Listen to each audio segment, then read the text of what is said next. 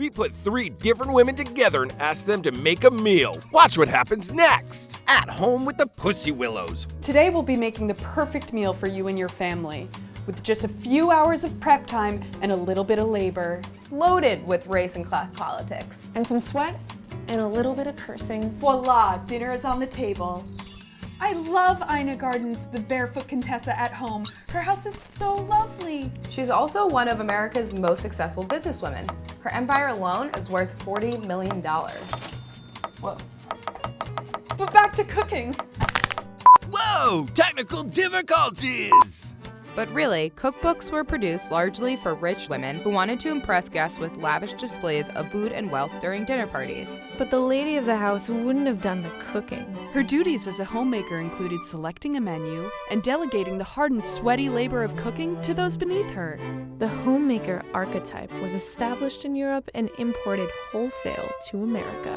The first cookbook produced in the United States was Amelia Simmons's American Cookery, published in 1796. It's considered the first truly American cookbook. Truly American in that it erased Native Americans and claimed to have discovered fucking corn.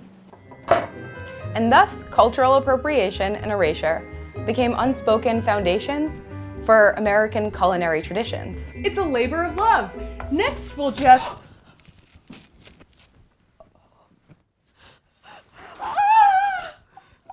Uh-oh. It isn't enough to merely just put food on the table. It has to be a magical presentation. Magically delicious.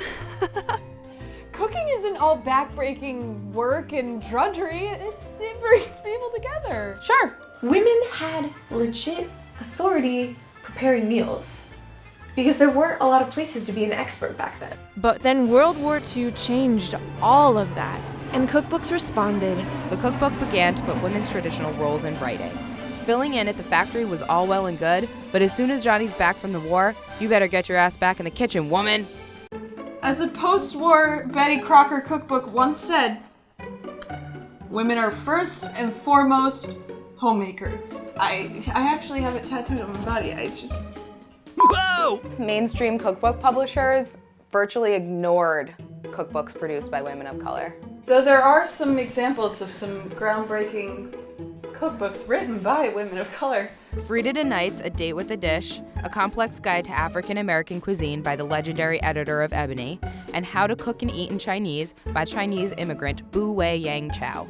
Otherwise, quote-unquote, ethnic ingredients were considered exotic or something to spice up your family's week-time meals. The post-war period was all about processed, ready-made food, and for the first time in American history, supermarkets were stuffed with a wealth of options that no longer required women to spend hours making food from scratch. Store-bought is just fine. After the labor of cooking vanished, women had to use creativity to prove that they were loving and caring mothers. Nothing says love like a weird-ass Jell-O mold. While ready-made food cut down cooking time, it soon fell out of fashion. See, cooking in and of itself can be an amazing and fulfilling form of expression. It's just the cookbook industry and cooking shows are filled with all these sort of fucked up discriminatory problems that nobody really wants to talk about. Bobby Flay and Emerald rarely offer tips on how to cook for a family, and they always get to chill in industrial kitchens. Wait. I love cooking and baking and having beds made and dinner ready by 5, okay? I love to crochet oven mitts for my loved ones. Where are we? This isn't my kitchen. Ina? Martha? Oh.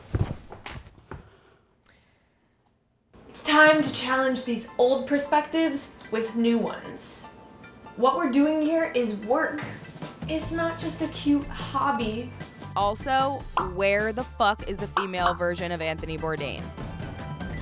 She okay? She's bleeding out. Up next, Hot Cop!